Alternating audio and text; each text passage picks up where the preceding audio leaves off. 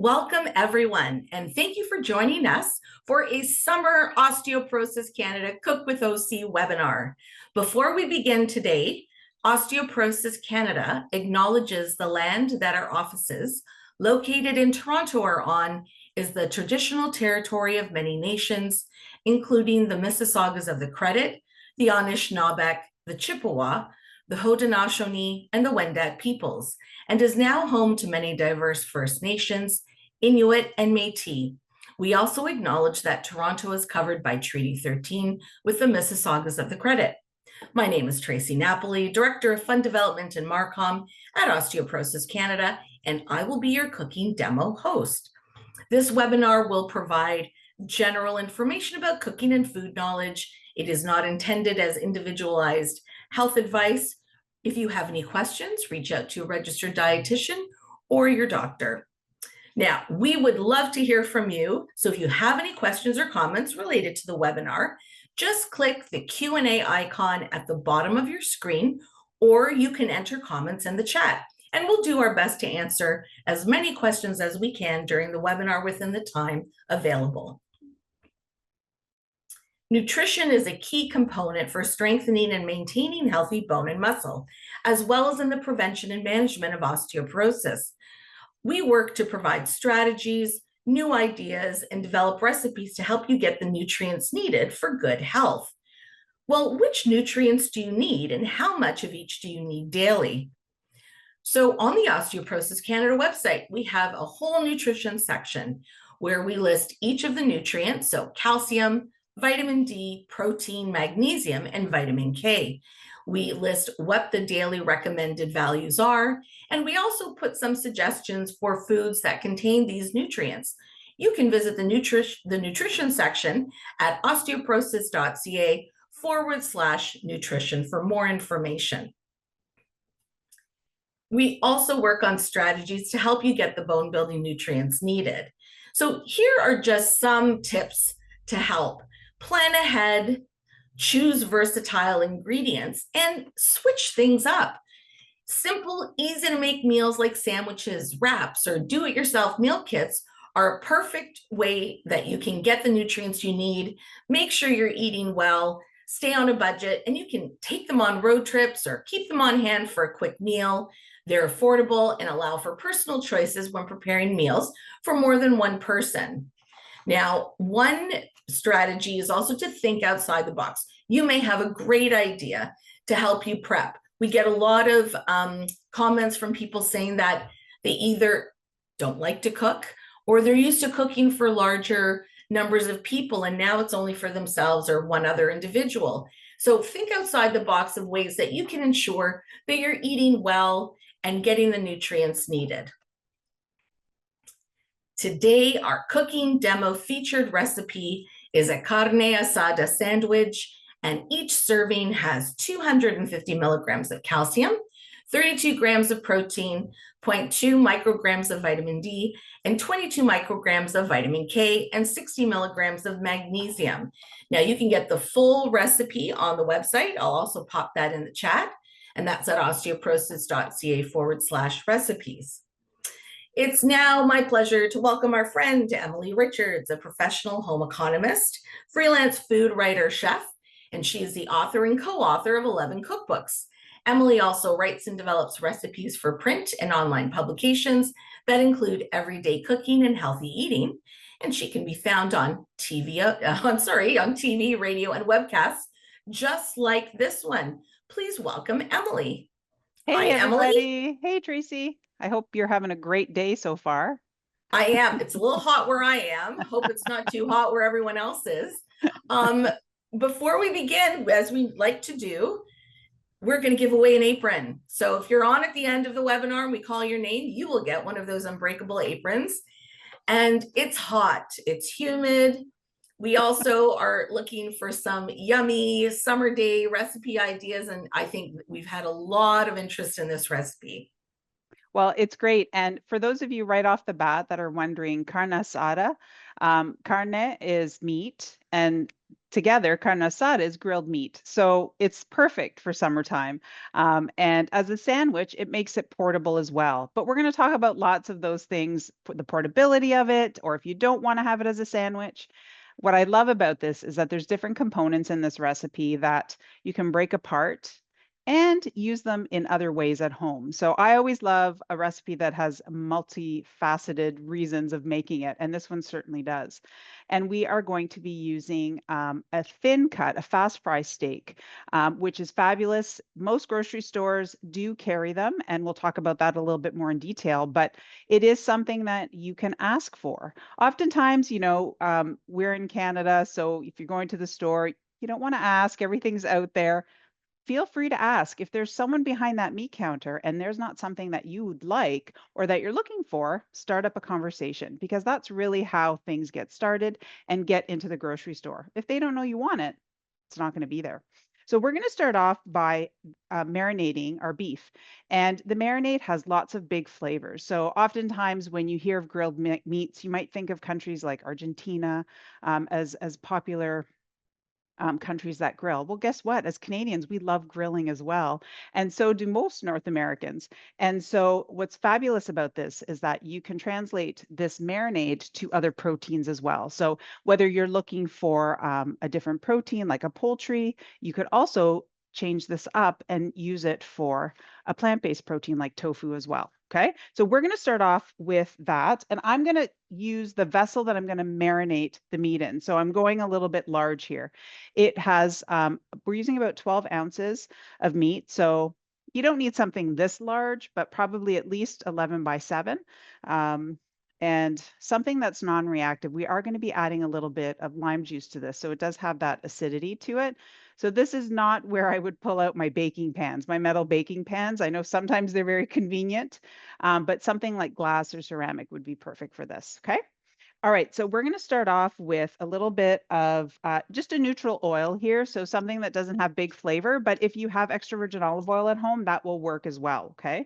So I'm going to start off with 3 tablespoons of oil, and what this does is this actually helps when we go to grill because it offers up that little bit of lubrication so that when we pop it on the grill, there's a little bit less sticking that happens, okay? And then I'm going to add some garlic. I will come back to the lime. So if you're following along in the recipe, don't think that I forgot it because I do have to do the lime zest and the juice as well. So some fresh garlic and something that offers up a great smokiness is smoked paprika. And I love using it across the board for vegetables and meats alike. And we're using 2 teaspoons here of smoked paprika. So when you smell it, it has that lovely smokiness. So if you have to do this inside like I'm doing today, it still offers that lovely smoke that, you think of on a charcoal grill, for example, or even just being outside grilling. So we do have that option. If it's a really hot day and you don't want to hit the grill, or if it's pouring rain and you don't want to hold the umbrella while you're grilling, you can do this inside as well. Okay. And then I'm going to add some ground cumin and some dried oregano. Okay, so we have lots of great seasoning here and a little bit of salt and pepper going into. So when you take a look at this, it's looking like a paste right now. So that's where our lime juice is going to come into play. All right. So I'm just going to do a little switch here. So we are going to use fresh lime in a couple things today. So you do have to buy a lime, okay? Because we need lime. I'm just going to put that there. Lime rind and juice. So what I do, because oftentimes I'm using citrus and I just want to grab it out of the fridge and I kind of forget, oh, I would just want to use it. So when you get home, if you know that you're using it in the next couple days, just give it a wash and put it in your crisper drawer so that when you do grab it and you may forget, it's already washed for you. You don't have to wash all of them, maybe have some set aside for the ones that you're going to use because it is a little bit of a protective coating for it as well. Okay, so I'm just using my microplane here because I want that nice fine zest. And the recipe calls for, I have it right here in front of me, 3/4 of a teaspoon. But guess what? If you put in a little extra, it'll just have a nice little extra zip of lime. And I think that these types of citrus notes in the summertime are fabulous because they just say summer. Now, thinking ahead to the fall and winter when it might be a little bit, cooler outside, this aroma will still definitely offer up that lovely bit of summer. Okay. So I am going to do this whole lime, which will give me about 3/4 of a teaspoon, closer to a teaspoon itself. But as I said, that little bit of extra will be delicious. The one thing when you're picking out limes, I do tend to gravitate more to the smoother skinned lime. I find that, and give them a little squeeze, they're a little bit juicier. Okay. You could pop it in the microwave for a little bit, give it a little roll here as well. And then I'm going to juice this lime. So I'm just going to cut it in half. I have my little juicer here and give it a good squeeze. So the hope is to get about 2 tablespoons at least out of one lime. Sometimes they are a little bit dry, so do pick up a couple of extra. Those drier ones, I actually keep those around because I cut them in half and put them in the microwave to help clean them. So they kind of explode a little bit. So just from one half, I got 2 tablespoons in there, which is fabulous. So this was a very juicy lime. And I'm going to do the other half because I need 3 tablespoons. Okay. And they're always great sliced up in a little bit of water, to have that lovely fake margarita flavor, I guess you could say. All right. So that 1/3 tablespoon going in, just like that. And I'm going to save the rest of that because we do need some lime juice for another part of our recipe. So you can see just by adding that little bit of lime juice in there, I have this really nice marinade. Now, when you're making marinades, you might think, oh, I have all this meat, I need so much marinade. But you actually just need enough marinade to coat and kind of stick to the protein that you're using for flavor. So we're using the fast fry steaks, which tend to be really, really quick to cook, which is fabulous. They're also budget friendly and they absorb marinade really, really well because they're so thin. So I'm going to grab my fast fry steaks out of the fridge. And if you guys have any questions, please feel free to post them in the chat. Tracie's always really good at staying on top of those so that then I can hopefully answer some. All right, so here are my fast fry steaks. And I am using, this is beef sirloin tip, okay? So, and I know some of you might be asking, how much does that cost? So this is just over 12 ounces, so about 400 grams. It was $12, okay? So so think about it. Let's do the math here because I always love talking about stuff like this because oftentimes we think of the cost when we're in the grocery store of how much things are and what we're going to do with it. So in this case, $12 is going to feed 4 people. So already that's how much? Let's do the math. It's $3, right? 3 times 4 is 12. So we already have the heart, the protein of our sandwich at $3 a sandwich, which is fabulous. So adding all the other things, I didn't do a complete cost, but you can for sure make this sandwich. Probably I'm estimating now for about $5 per person in your family. That's great because it's homemade, it's a great source of protein, and it's absolutely flavorful. Okay. So here's my steak. And here's a little help to kind of get that marinade in there. And you can do this with all your steaks if you want, is just take a fork and fork it and poke the fast fry steaks. So this kind of helps get that marinade in there. Okay, and flip it, do both sides. And these are cut really nice and thin. If you want, if you happen to find a beef roast on sale, you could also do the same thing. Buy that beef roast and just slice it thinly. Okay. You could also use mechanically pounded beef as well, because that tends to be a little bit tender. So whatever you can find will work really, really well. Okay. So just a nice poke, and then these are going to go right into the marinade like that. Are we okay for questions right now, Tracie? Hi, Emily. You're testing Hey. me to make sure I am, in fact, doing the good job with the questions. So that's really good.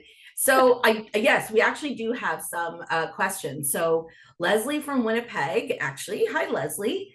She is asking exactly what type of beef, because it says fast fry, but maybe it's not listed as fast fry in her grocery store. What would that be? So that's a great question. And it does, you're right. It can depend on where you're purchasing your your protein. So fast fry and cutlets are very, very similar. Sometimes it'll also be referred to as a schnitzel cut. So that really, really thin, or scallopini, it's a really, really thin cut of protein. So you can find it with beef, chicken, pork, veal, across the board. And they're usually kind of layered on top of each other. You'll find them in a multi-pack typically. So you'll find like 4 to 6. Sometimes they have family packs that are, 8 or 12, and they're really, really thin. They will vary in size depending on the cut itself. So this is sirloin tip. So they tend to be a little bit kind of on the larger side, as you can see, but sometimes you'll get these little guys in there too. And that's okay, because that will make a beautiful addition to the sandwich as well.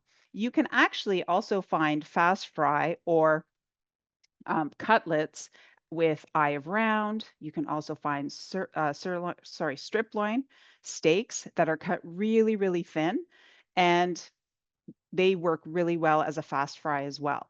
Okay, so look for those, that wording, whether it's fast fry, cutlet, scallopini, and you can kind of tell when you look at the thinness of it. So if I hold this up, it's pretty thin. Okay. So that's the other thing. Now, I know you might not be able to tell because they're lying flat, but you'll see how flat they are in the packaging itself. So hopefully that helps when you're grocery shopping for the cut that you're looking for. Okay. All right. So that's what we're doing. We're marinating our little fast fry steaks here. So I'm just kind of turning them over, making sure that they're coated really, really well with this marinade. You can see there's not really anything left behind. It's not kind of in a lot of liquid, which is perfect because we don't want to do that. We want all the flavor on the beef. So what I'm going to do in the recipe, it says to cover and refrigerate, which you definitely want to do that. And the great part is that you can do this ahead of time as well. So if you have a few hours, you can tuck it in the refrigerator and do that.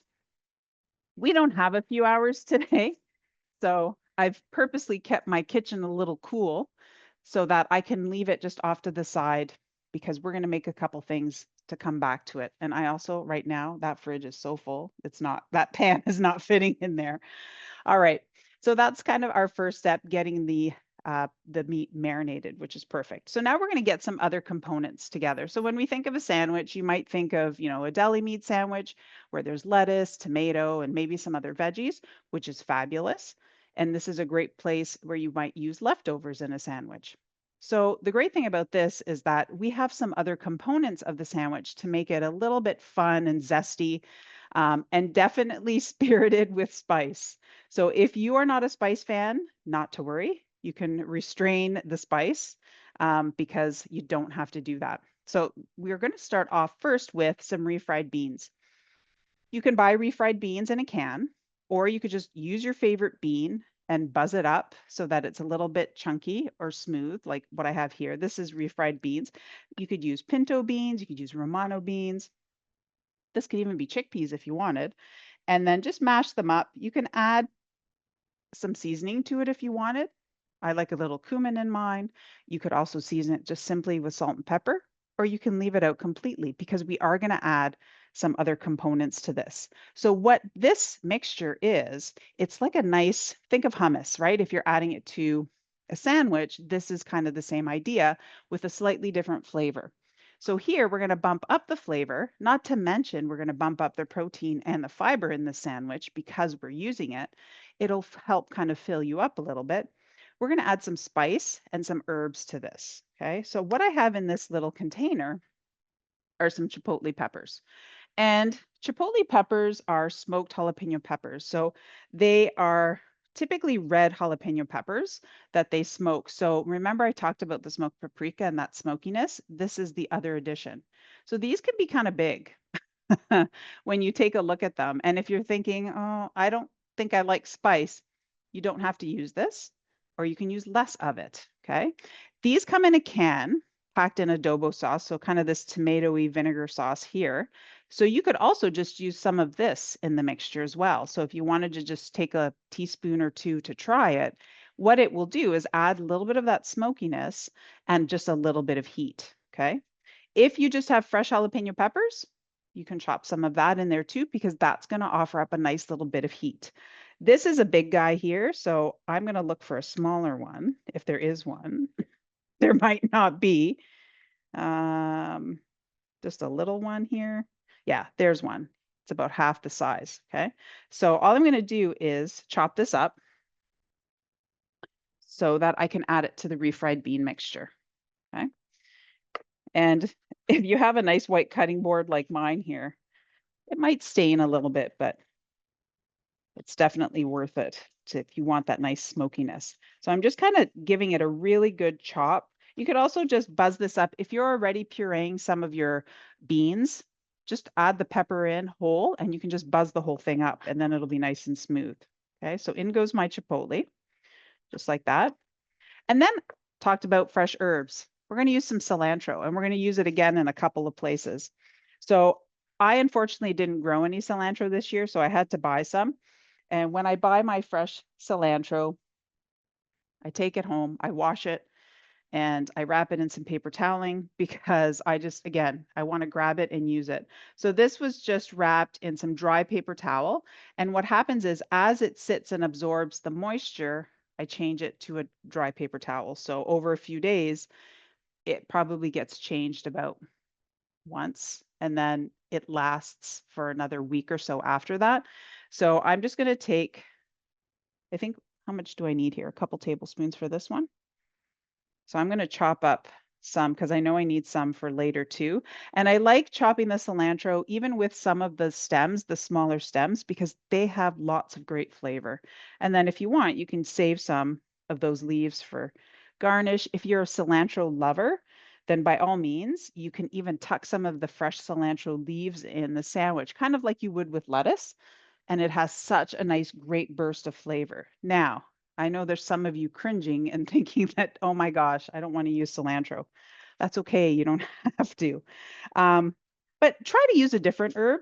So you can use, oftentimes you'll hear just use parsley. It's a great substitute. And it is, especially if you have a lot of it in your garden like I do.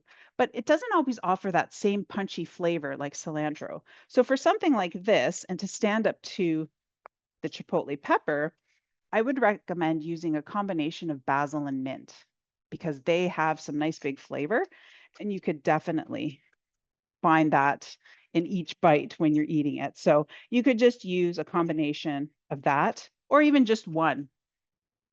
And if you have a garden like mine and mint is everywhere, you definitely want to try to use it as much as you can. All right, so there's our chopped cilantro. Okay, and we're going to do a couple tablespoons. And again, here's where I like cilantro, so I don't mind adding a little bit more. But if you're, serving this to your family maybe for the first time and you don't know where the cilantro is going to go, you might want to hold back a little bit. Okay. All right.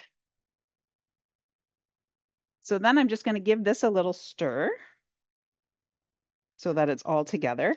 And by the way, this is an awesome little dip if you're having like nachos and salsa or great little summertime snack. You can spread this on some tortillas with a little bit of cheese and then pop them on the grill and toast them up.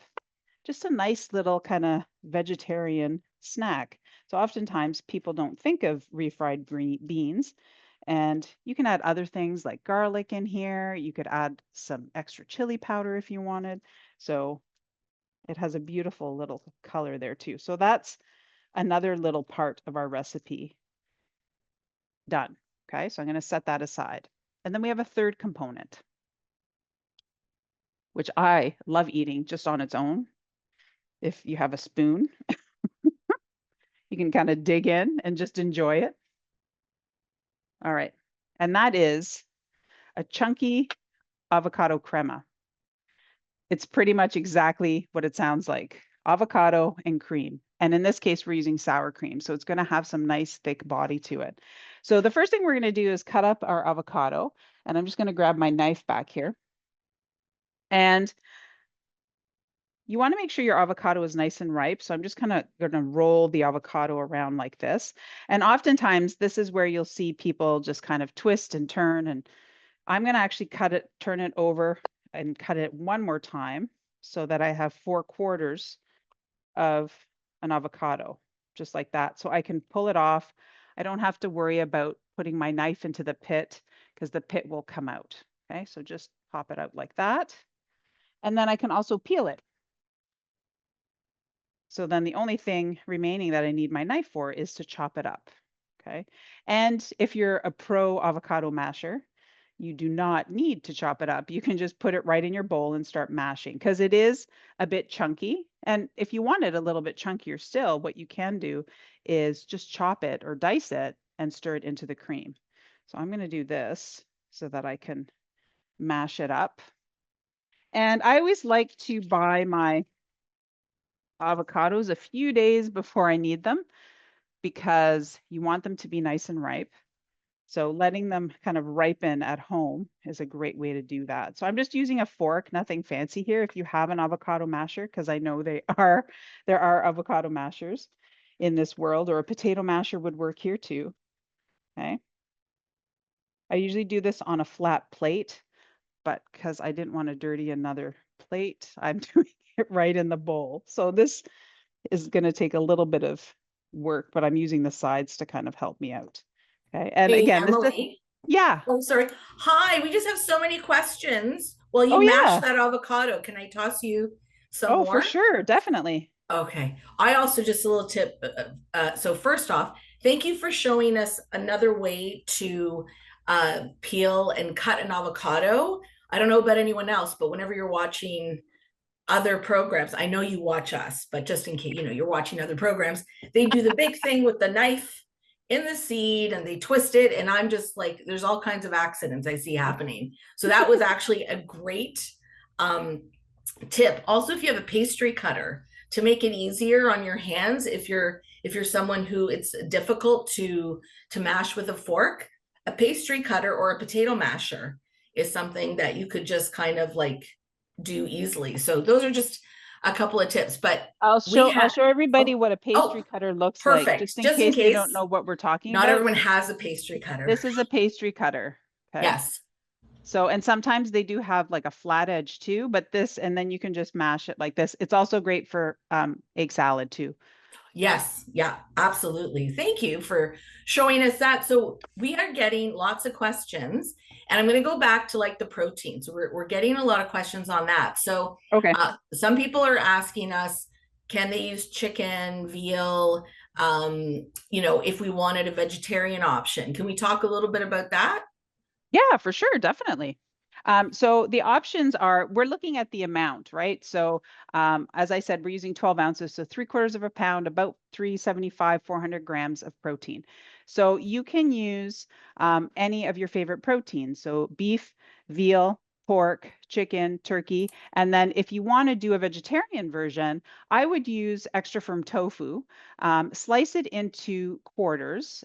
So it comes in a little brick like this. I would cut it in 4 and then put it in the marinade. Now with the tofu, that's where I would actually let it sit overnight because it would really benefit. If you were using something, and you could also use fish if you wanted, by the way, if you wanted to use something, I'd use something a little bit firm, but still thin. So I love using cod and halibut, and haddock is a great one for these types of sandwiches. Okay. So you can put it in the marinade. Where I caution you is, so tofu, definitely leave it overnight, no problem. Because we have the acidity in there with the lime, a lot of the proteins, it tends to cook it a little bit. So if you are a fan of ceviche, for example, lime juice tends to be used quite often. So what ends up happening is if you leave it in there too long, it starts to deteriorate the protein and then it changes the texture a little bit, okay? So that's why I've done the 1 to 4 hours. And you could do that for all those proteins. The only exception would be fish. So fish, I would leave it for about half hour, possibly an hour, depending on the thickness of the fish, because it tends to be a more delicate protein. Now, where it will also change is across the board is the amount of protein that you're getting from each one that you choose. So obviously ours is based on using beef in the recipe. And so you can always hop over to the nutrient calculator and figure out how much protein it is in the one that you decide to use. So the great part is that a lot of the ingredients in the little marinade are pantry staples. So I know we don't always have limes, but if you do pick up limes, they last quite a while in the refrigerator, and they're a fabulous little thing to have, whether you're serving it with a beverage, fresh in your water, or using it in a salad dressing or a marinade. They do get used quite often, which is fabulous. Are there more questions, Tracie? Yes, there are. People are on fire today. We are getting all kinds. And actually, some of the questions are interesting. They're not exactly they. So somebody actually, I'm going to just deviate for a second. Okay. Somebody is asking what is hanging over your sink, and if we can do Oh, a podcast or something on how to preserve all of our summer, goodness from the garden. so this is my oregano from my garden, and I cut it. I've already done one cutting. I have to do probably another one soon. And I cut it just before the flowers start. And with oregano, they start to turn kind of that pinky purple color. And so I just take off some of the bottom. I leave the stalks fairly long, and then I let it dry. So I have some in the basement already, and my basement's full. So I grow a lot of oregano because that's the oregano I use at home. And so I had to leave some here, and it doesn't hit my head, but my husband and sons are tall, so it always hits their head. But I find it's lovely decoration. And then as it dries, so this one's just about ready. You can actually just kind of rub some of that on, you can see there, and add it to your salads, use it. So once it's completely dry, this is where I ask my mom to come and help. She comes and rubs all the leaves off so that then I can pack it. And I wish you could smell this, because like even just me rubbing it a little bit, it's like the best dried oregano that you'd ever have, because it's always so fresh. And even I try to grow enough to keep me through the year. Even by the end of the year, that freshness is still there. So that's what this is. It's not a grow op or anything, as much as, not as exciting as that could be. Our people are observant, and I love these questions. And so somebody actually has an interesting question. They looked at the recipe, and actually, I'm just finding the comments. Sorry. Let me just find this here. It was about the pepper, and I think that's how we wrote it. So I'm going to apologize. So the way that in the recipe we wrote, I'm just pulling up the recipe here. Yeah. It says 1 small canned chipotle pepper in Yes. adobo sauce. What that may look like to someone is that it's a whole can, but what we actually are meaning is it is in fact only 1 pepper, which should be canned. So if anyone's confused, we'll look at that and we can see if we can make the adjust, but it is not 1 can, unless you wish to have a very spicy dish. So there you go. I'm going to ask you one more, and then I will let you go, and I'll search through the other. That was from Sandy. Yes, Sandy, we just told you that one. So some people are asking, like, let's say you have like breaded protein, like cutlets, pork cutlets, chicken, whatever. Yep. You wouldn't marinate them, but maybe what would you do? Could you do that? So if you are breading them yourself, you could actually put the dry spices in the breading, which would be absolutely delicious. Okay. And then you can also put some of that lime zest in. If you're breading them in flour, egg, and breadcrumb, you could put some of the lime zest in with the egg, just to get some of the lime flavor, and then the dried spices in with the breadcrumbs. So that's if you're doing your own breading. And then just pan fry them as you would, or if you do them in the oven, that'd be delicious. And that's a great option for the sandwich. Now, if you're purchasing breaded, like schnitzel, for example, which really never has big flavor to it, you can actually just mix up the dried spices. So the oregano, the smoked paprika, and the cumin, for example, and then just sprinkle it on top and press it in. It will be absolutely delicious, because what you're doing is you're adding your own twist. And you can do that anytime, by the way. If you're buying a breaded something and you look at it and you're like, I don't know, this doesn't, it's not going to have much flavor. There's so many ways to jazz it up. So adding dried spices will definitely work. You could even put some of that lime rind in, or think about the afterward. So, and this is what I mean. You can pan fry them. So use a little bit of oil or butter, however you're going to pan fry them. And then what you can do is take them out and whisk together the lime juice, so this marinade, and then just drizzle it over top. And you're still going to get that flavor. Okay. You could also then put it, the other option would be is to make the marinade, put it in a skillet, and then just kind of coat after they're already cooked, you can coat them in that marinade a little bit so it warms up the spices. The main difference is that as this sits in the spices and then we go to cook it, it kind of cooks together. So when you're doing it at the end, it's just a little bit more of a raw taste, but it's still going to be delicious. I love using dried spices in vinaigrettes, for example, like smoked paprika, just to give it a little color and a little bit of zip of that smokiness is absolutely wonderful. So hopefully that All what helps. you want to do. It's all we try to make these recipes so you can pick and choose and make it work for you. My last question, and then I'm going to let you go and continue. I'll look through the rest. If someone is concerned about sodium, how could they kind of knock the sodium down a little bit? Seem a Well, bit. okay. Thanks, Tracie.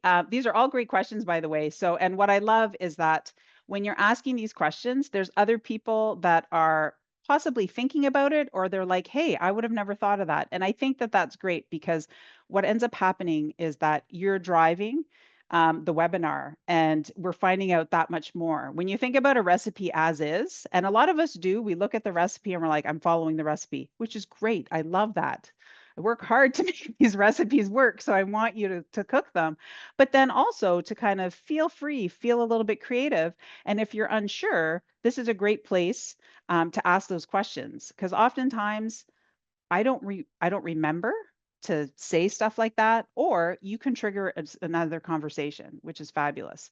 So off to our sodium conversation. So if you naturally at home, just you're not a salt user, all the spices that we're using outside of the salt don't have any sodium in them. So the oregano, so you're good there, and they will give you a ton of flavor. And then the acidity of the lime and the lime juice actually helps bring out that flavor. So guess what? If you don't use salt at home, you don't have to add the salt in here because you probably won't miss it. Okay. And then when you look at some of the other ingredients that we're using, definitely things like the canned chilies that I'm going to be using will have a bit of sodium because they're canned, they're preserved. So what you could do is opt for a fresh jalapeno pepper or some cayenne pepper for heat. Okay. So there's always those kinds of substitutes. And if you're already in a reduced sodium home, you're kind of using those ingredients already. And you can use things, you can reduce the amount of cheese, or you can enjoy the cheese and then reduce some sodium later in the day. So it's really a balance of what you're eating throughout the day and considering that. So in this case, the avocado crema that I'm working on has a lot of fresh ingredients.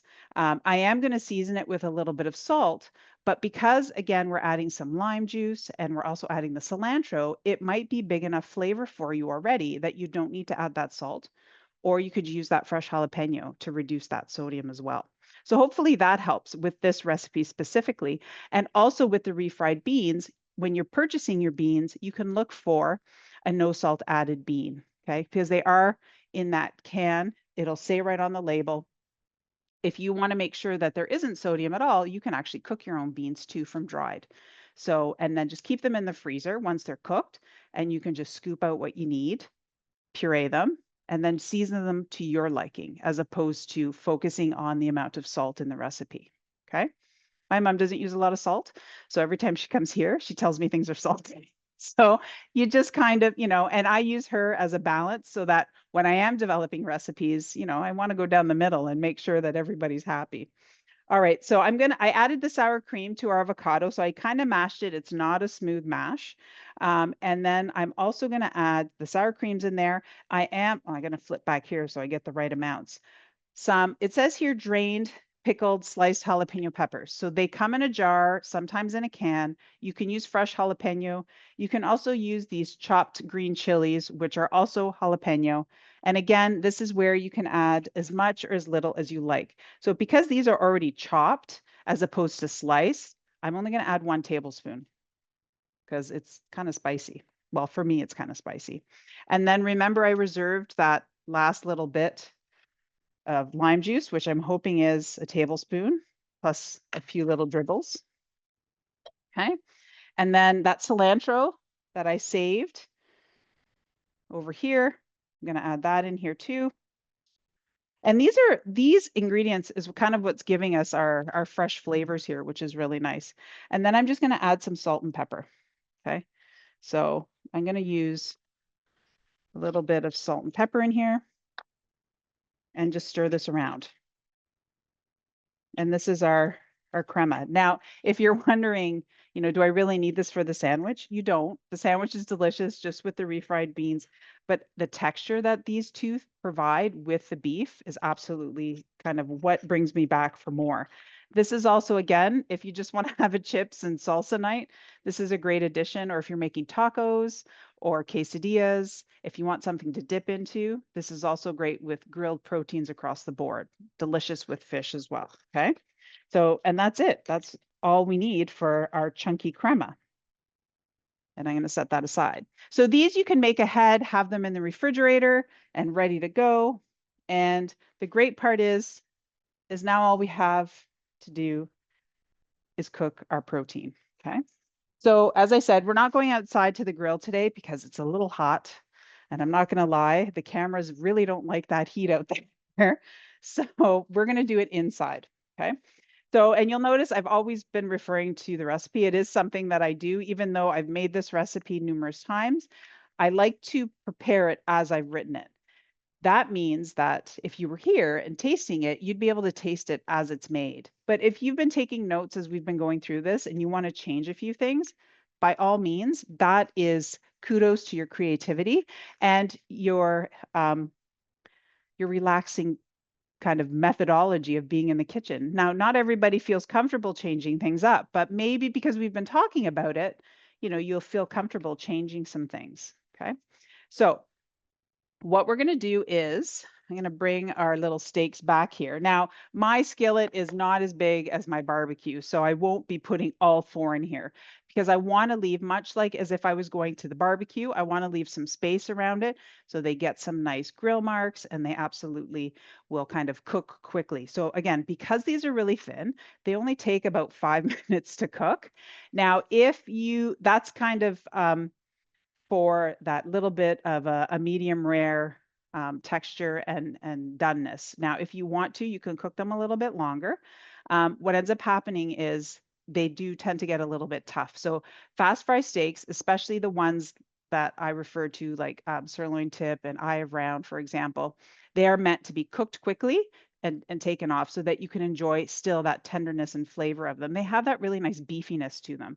Whereas the strip loin steak, the fast fry versions, those have a little bit more tenderness to them. So if those I would purchase if I wanted to cook it a little bit longer. Okay. So just to give you a few options there. And it has some really nice, lovely lime flavor that the aroma is kind of up here. All right, so I'm just flipping these one more time, and I'm not going to add any oil to this pan because I have the oil on the marinade. Now, if you're going outside to grill these, make sure your grill is nice and hot. You've already cleaned it. If you need to oil it, do it before so that you don't end up with any sparks or flames. And know your barbecue, know your grill. Make sure that you're not putting this on a hot spot, for example, and then on the other side, it's not hot at all.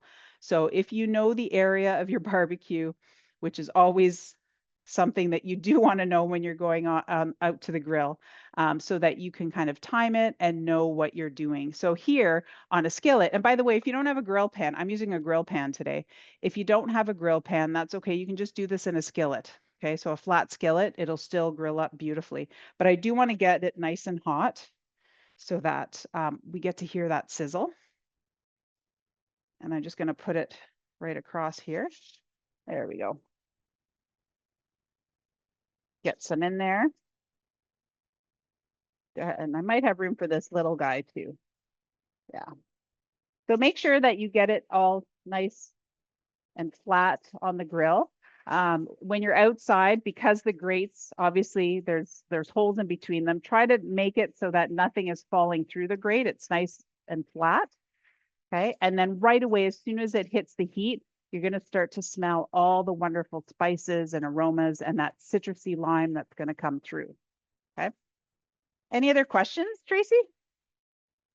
Yes. So it's further along in the recipe, but I'm going to ask it now. Okay. So somebody asked about, does it matter what type of, low fat or non-fat sour cream? It doesn't matter. Whatever you want, you can for sour cream. But if you wanted a non-dairy option for sour cream, and there is cheese. So what we always say is these recipes, they're developed with the nutrients that you see that are provided, the amount of calcium and protein and magnesium, etc. So when you switch something out, just be mindful that if you're looking to get, the choices that you replace, you want to hopefully find something comparable. On that, it's one meal. You can make it up in any other place through, dinner, breakfast, snack. It's just about being mindful so that if you keep changing things, you realize that maybe if you didn't do, the full amount of calcium, one day, that you're making it up the next, even though you need to get the required daily amount. So that's just to kind of say that. But for a non-dairy version, because not a lot of non-dairy cheeses, I don't think any are fortified, but what would you use for that texture and taste? Oh, for the texture. So the sour cream, you could just leave the sour cream out, for example, because the avocado has that richness because of the fat and the natural fat in avocado that you could just puree it a little bit more. There's also some non-dairy substitutes that you could use, which would be fabulous. And for the cheese, you could really use any other ingredient. You're not going to get the fortification as Tracie was talking about, but you could use things like vegetables. I often will add grilled vegetables to something. So grilled peppers or roasted peppers, grilled eggplant is fabulous, grilled mushrooms and zucchini, and add that because that to me adds that little bit of moisture that the cheese offers as well. And I'm not looking to get something that's kind of ooey gooey. That's not why the cheese is here. It does add a little bit of flavor to it as well. But if you're seasoning your grilled vegetables and adding it, you're getting like an additional bit of vegetables and fiber and flavor, and not to mention the color that you're going to add too. So that would be a great option.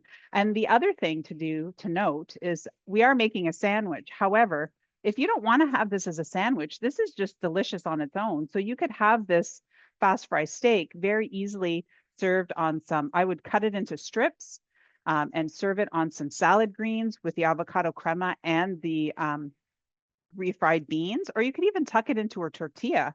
You could have it like a quesadilla if you wanted. And really, in a lot of those cases, you don't even need to add the cheese, which is quite delicious. Okay, so I'm just going to take these guys off here because they're cooking up nice and quickly. That'll be my little taster one there. And then I'm going to put these two on. So if you have to do something like this where you're putting in a second batch, you can kind of let the pan heat up a little bit again before you add your second batch. Because sometimes we want to be really quick, but the pan does need to heat up a little bit again.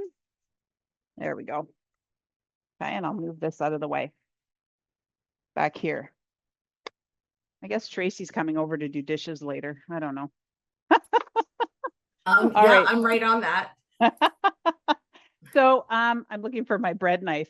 So you can, as I said, make it as a sandwich. We talked about some other options. These are ciabattas, just like a really nice softer bread. You can get a Kaiser bun. You could have your favorite sliced bread, whatever you want to use if you want to do the sandwich.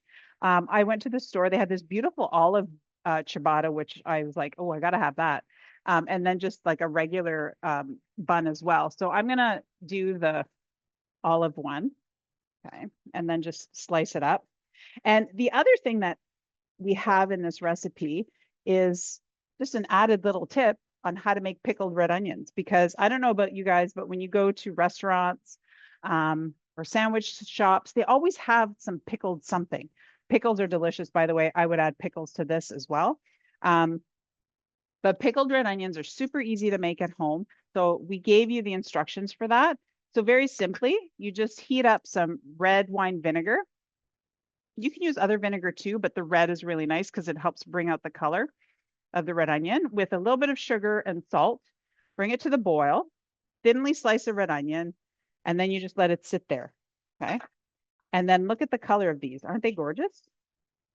Okay, and these are our pickled onions. So this is now, I'm set for summer salads, summer sandwiches. If you just want to add some to a charcuterie board, they're absolutely delicious because they have that little bit of sweetness behind them, but I just love the color.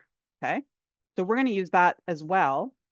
And then to store these, once they've cooled completely, you can just put them into a glass jar or a mason jar and then keep them in the fridge. And you can kind of push them down so they submerge into the vinegar and then just have them, for a couple weeks in the fridge. And then you can make your next batch and they're absolutely delicious to have. Oh, I should flip these guys as I'm standing here. There we go. All right, so we're going to build this sandwich as I continue to cook our beef here.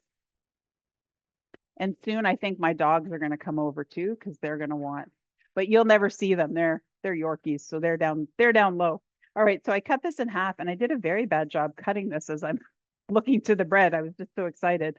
And then what we're going to do is add so I'm going to take about a quarter of it and add my refried bean mixture to the bottom. Okay, like that. And then I'm going to take a slice of cheese. So again, optional if you don't want the cheese, but you are benefiting from the calcium. And I'm just using mozzarella today. But if you wanted to elevate it and get some more spice, you could use a spiced Havarti here, or a jalapeno Havarti would be nice. You could also use cheddar, really whatever cheese you wanted. If you had some grated cheese, you could also use that too. And then I'm going to put some of my avocado crema on top of here. I feel like this is a little bit of an addiction, this crema, because once I have it, I kind of want it on everything. It's so tasty. And then I'm going to take one of my so what you can do is you can just kind of fold it over if you want, or you can cut it, whatever's easy for you. I'm going to tuck this little guy in there too, just to get a little extra protein in there. And then I'm going to take these ones out because they're done. There we go. And then I'm going to put a few of these pickled onions in there, just right on top. And then do that guy, and then just give it a little smush. And our sandwich is done. But I will cut it because that's... So the great part about this is that you can wrap these sandwiches. The spreads on both sides of the bread actually kind of help protect it so that it doesn't get too mushy. Believe it or not, even though they are soft spreads, they do help protect the bun a little bit. So you could wrap these up, take them on a picnic, or if you want to eat outside, they're easy to pick up and eat, and they're nice and full. And you can see that beef is nicely cooked. You got a little bit of the avocado crema, and I can see the cilantro in there, and it's done. Your sandwich is done. I'm going to eat some, Tracie. Can I tell you, that looks so pretty, but it looks so good and delicious. People are already commenting on how good that looks. And Emily has to taste it for us because none of us are there to do it. So thank you very much. This was great. And it's, we've got some applause coming in. That was great. So a couple of points just to refresh that Emily mentioned. So, if you have a bit of an issue where you can't bite into something like a sandwich, if that's a little difficult, you can eat this separately or choose a softer, base that you can, slice bread or whatever it is that you want. This is also with different components if you don't want the bread, etc., all that kind of stuff. But this is also something where you don't need to have a big, plate and a side and a this and a that. Like, you've got your nutrients. And sometimes it's just fun to make food like this, eat it on the balcony, in the backyard, take it on a trip, so that we're making good choices all the time, tasty choices. This should be fun. It shouldn't be that much work. So Emily, thank you so much. Everyone, we've got people with hearts and looks amazing. And everyone's like so happy. You are very welcome, everyone. And I'm going to let you know who won the apron. So I'm just pulling from Saskatoon, Saskatchewan. Congratulations to Jennifer Guzak. I hope I said your last name correctly. Yay, Jennifer. So congrats on that. Thank you to Emily. And you're very welcome again. I'm just going to finish up and share my screen here. And I just want to let you know, because somebody actually did ask me this in the comments, where do you get the nutrient calculator? How do we calculate it? So it's on the website, but it is now also on the App Store. You can use your smartphone. You can download the nutrient calculator on iTunes, or you can, if you have an Android phone, and you can put in what you eat every day, the ingredients, the foods, the whole foods that you consume, and you can kind of see and calculate if you're getting enough, what you need to get more of, etc. We're constantly updating this with new food, so please do give it a try. We also, trying to move this forward, we have some recorded content on the website. So if you are looking for some previous webinars that we've done, the OC Replay webpage has tons of content, including, the role of protein and nutrition in healthy aging, biosimilar for patients on denosumab, and podcasts. So we've got some podcasts, how to safely start exercising at any age and medication adherence. We have a lot of new programming coming up for this fall. So make sure that you stay informed, subscribe if you have not already. But thank you. We loved having our summer cooking demo. We have lots of new stuff coming up. Emily, thank you. Roy's in the background. Thank Roy. Thank you. And thank you to everyone who joins us. You are going to get a survey, and if you could fill it out, we would be ever so grateful, because that helps inform us about what you like and what you want to see more of. So enjoy the rest of the summer. I can't believe I just said that, but yeah, enjoy. We're not going to see you until September online.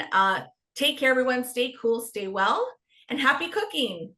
Bye, everyone. Thanks, everybody. Happy summer.